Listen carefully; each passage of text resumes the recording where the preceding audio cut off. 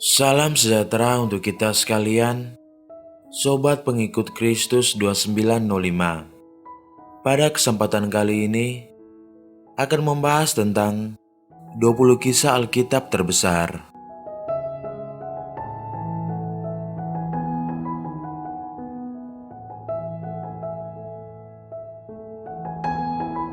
Ada banyak kisah atau peristiwa terpenting yang terjadi di Alkitab. Peristiwa tersebut merupakan peristiwa-peristiwa terbesar dan paling berpengaruh yang dicatat di Alkitab, baik di Perjanjian Lama dan Perjanjian Baru, dalam hal positif maupun negatif. Peristiwa-peristiwa tersebut mencakup peristiwa dalam sejarah manusia pada umumnya, serta peristiwa-peristiwa yang terjadi dalam sejarah bangsa Israel, umat pilihan Tuhan. Lalu peristiwa-peristiwa yang terjadi di antara kedatangan Yesus ke dunia sebagai manusia dan setelah kenaikannya ke surga. Sebagai informasi, pasal-pasal pertama Alkitab Perjanjian Lama, yakni Kitab Kejadian, mencatat tentang sejarah manusia pada umumnya. Setelah itu, pada pasal-pasal berikutnya dalam Kitab Kejadian hingga seluruh kitab-kitab di Perjanjian Lama, lebih fokus mencatat tentang peristiwa-peristiwa yang berkaitan dengan sejarah bangsa Israel sendiri. Dan sebagian dari kitab-kitab di Alkitab Perjanjian Baru yang berjumlah 27 kitab merupakan kitab-kitab sejarah yang mencatat banyak peristiwa penting. Kitab-kitab tersebut adalah kitab-kitab Injil yang mencatat hidup dan karya Yesus di dunia, serta kitab Kisah Para Rasul yang mencatat kelahiran dan perkembangan gereja Tuhan di bumi. Pembahasan kali ini akan membahas 20 kisah Alkitab terbesar, yakni peristiwa-peristiwa terpenting yang terjadi di Alkitab, baik di Perjanjian Lama maupun di Perjanjian Baru. Apa sajakah ke-20 kisah Alkitab terbesar itu? Berikut pembahasannya.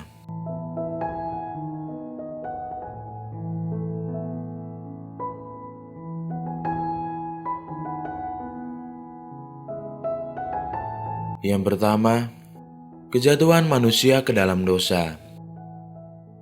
Setelah Tuhan menciptakan manusia, yakni Adam dan Hawa, dan memberkati mereka, Tuhan menempatkan mereka di Taman Eden. Tuhan memberi perintah kepada mereka bahwa semua yang ada di taman itu boleh mereka makan buahnya. Tetapi pohon pengetahuan tentang yang baik dan yang jahat yang terdapat di tengah-tengah taman itu tidak boleh mereka makan. Sebab pada waktu mereka memakannya, mereka pasti akan mati. Peringatan Tuhan ini ternyata tidak ditaati oleh Adam dan Hawa. Iblis dalam bentuk ular datang untuk menggoda Hawa. Hawa tergoda dengan perkataan iblis. Ia melihat buah pohon itu sangat menarik dan sedap dilihat.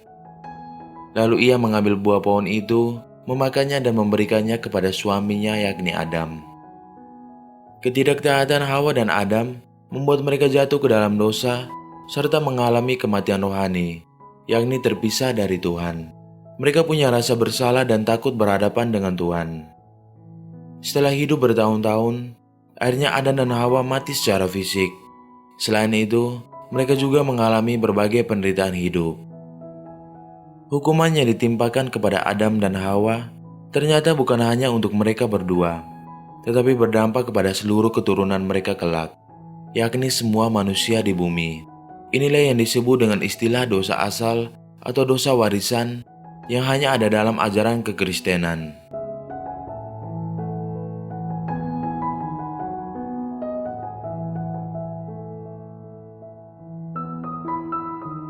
Yang kedua, pemilihan Nabi Nuh dan air bah yang melanda bumi. Ketika jumlah manusia semakin banyak di bumi, semakin lama kelakuan mereka semakin jahat di mata Tuhan, dan kecenderungan hatinya hanyalah melakukan kejahatan. Karena itu Tuhan ingin memusnahkan seluruh manusia yang diciptakannya itu dengan air bah yang melanda seluruh bumi. Namun Tuhan menyelamatkan satu keluarga dari seluruh manusia yang akan dimusnahkannya itu, sehingga manusia tetap ada di hadapannya. Dialah Nabi Nuh, seorang yang saleh di hadapan Tuhan. Nabi Nuh sekeluarga tidak akan tertimpa air bah yang akan didatangkan Tuhan. Untuk itu, Tuhan menyuruh Nabi Nuh membuat sebuah bahtera di atas gunung yang mampu menampung Nabi Nuh sekeluarga dan sejumlah spesies hewan di bumi, sehingga hewan-hewan tersebut tidak punah.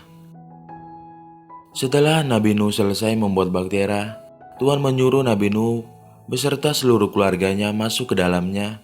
Lalu Tuhan mendatangkan air bah yang melanda seluruh bumi.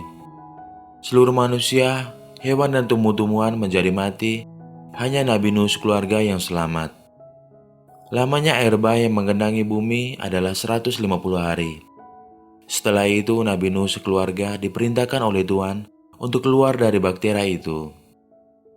Tuhan kemudian berjanji bahwa ia tidak akan memusnahkan bumi lagi seperti yang dilakukannya dengan mendatangkan air bah. Sekalipun hati manusia itu semata-mata jahat, Tuhan memberi tanda di langit yakni busurnya atau pelangi sebagai bukti dari janjinya tersebut. Dari Nabi Nuh inilah seluruh umat manusia berkembang biak di bumi. Ketiga anak Nabi Nuh yakni Sem, Ham, dan Yafet menjadi nenek moyang seluruh bangsa di bumi.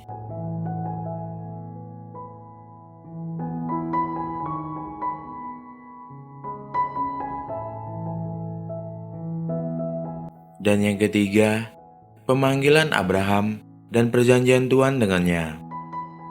Setelah peristiwa air bah terjadi yang menewaskan segala makhluk di bumi, kecuali Nabi Nuh sekeluarga, kejahatan manusia di bumi ternyata tidak berkurang, malahan semakin bertambah. Salah satu contohnya adalah kisah Menara Babel, di mana manusia bersatu untuk meninggikan diri dengan cara membuat patung yang tingginya mencapai langit, seakan-akan ingin menyamai Allah. Hal ini dipandang Tuhan sebagai suatu kejahatan, sehingga bahasa mereka dikacaukan dan mereka diserahkan. Kemudian Allah memanggil Abraham untuk mengadakan perjanjian dengannya. Abraham tadinya belum dikenal, bahkan ayahnya adalah seorang penyembah berhala. Allah memanggil Abraham keluar dari negerinya dan pergi ke suatu negeri yang akan ditunjukkannya. Ia berjanji akan membuat nama Abraham masyhur, dan oleh Abraham, seluruh bangsa di muka bumi akan diberkati. Siapa yang memberkati Abraham akan diberkati Tuhan, dan siapa yang mengutuknya akan dikutuk Tuhan. Abraham menaati panggilan Tuhan tersebut. Ia meninggalkan negerinya di Ur Kasdim dan pergi ke negeri yang akan ditunjukkan Tuhan kepadanya. Ia membawa istrinya Sarah dan keponakannya Lot, serta segala hartanya dan orang-orangnya. Maka sampailah mereka di tanah perjanjian, tanah Kanaan di dekat Sikem. Di tanah perjanjian, Tuhan menampakkan diri kepada Abraham. Ia berjanji akan memberikan negeri itu kepada keturunannya. Tuhan berjanji akan membuat keturunannya sebanyak bintang di langit dan seperti pasir di tepi laut. Dan yang lebih penting lagi adalah bahwa oleh Abraham, seluruh bangsa di muka bumi akan diberkati Tuhan. Hal ini terutama melalui Yesus Kristus, keturunan Abraham yang akan menyelamatkan seluruh dunia dari akibat dosa Adam.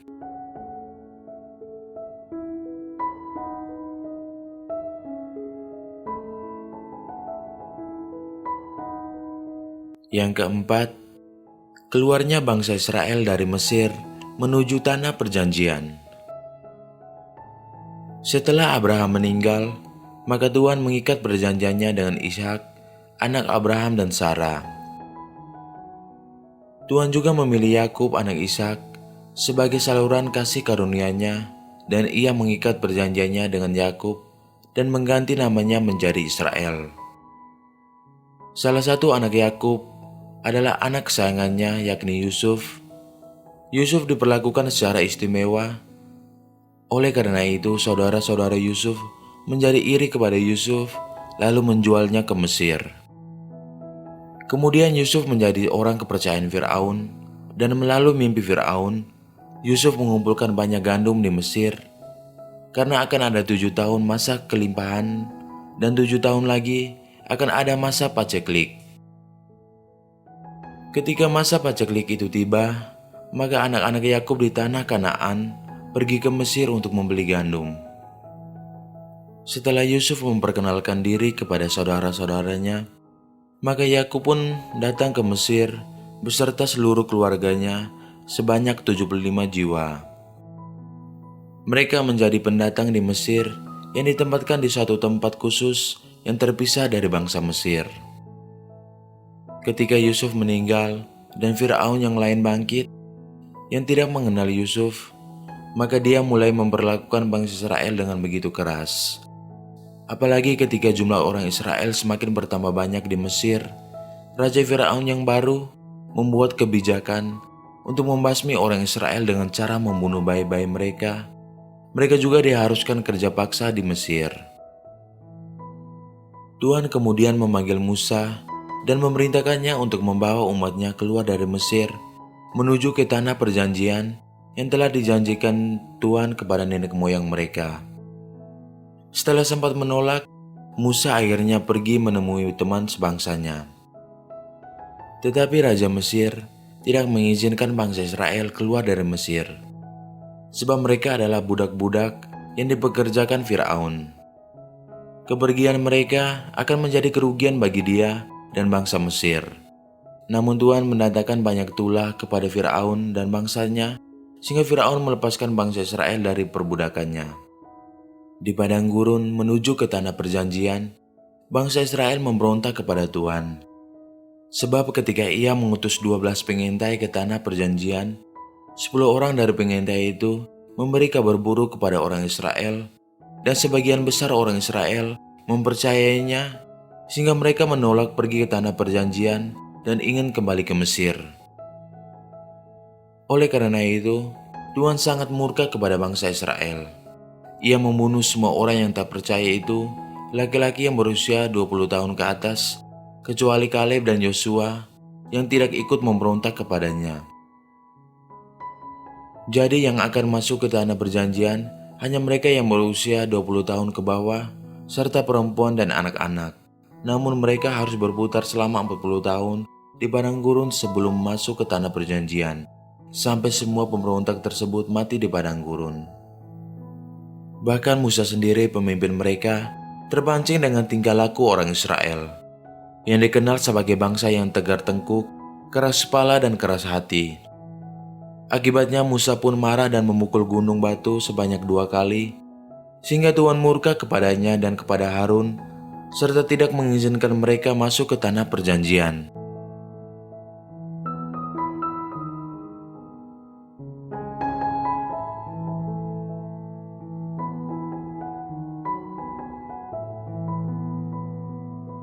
Yang kelima, masuknya bangsa Israel ke tanah perjanjian.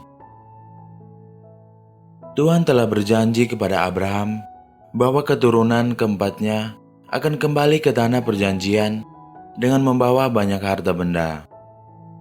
Sebab pada saat itu, kedurjanaan orang Amori di tanah Kanaan sudah genap.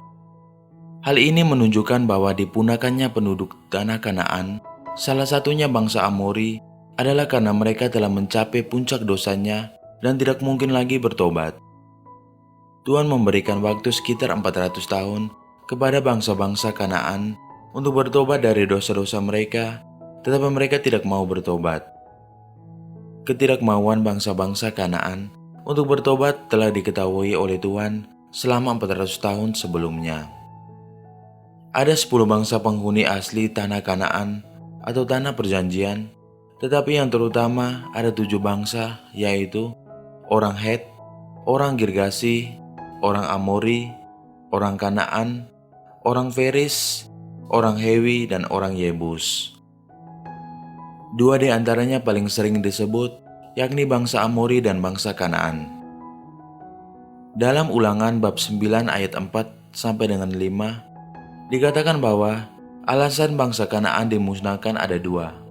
Yang pertama, karena kefasikan bangsa-bangsa Kanaan itu, dan yang kedua, supaya janji kepada Abraham digenapi.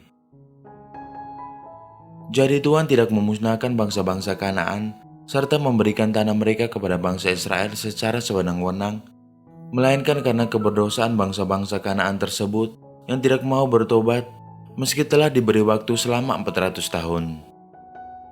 Bangsa Israel masuk ke tanah Kanaan di bawah pimpinan Yosua. Mereka masuk ke tanah Kanaan melalui sungai Yordan dan masuk ke kota Yeriko. Perebutan dan pembagian tanah Kanaan terjadi pada masa Yosua. Dengan masuknya bangsa Israel ke tanah Kanaan, maka janjinya kepada Abraham, Ishak dan Yakub serta bapak-bapak leluhur bangsa Israel tergenapi. Mereka tidak memasuki tanah itu dengan begitu saja, tetapi melalui peperangan dan ketaatan kepada Tuhan.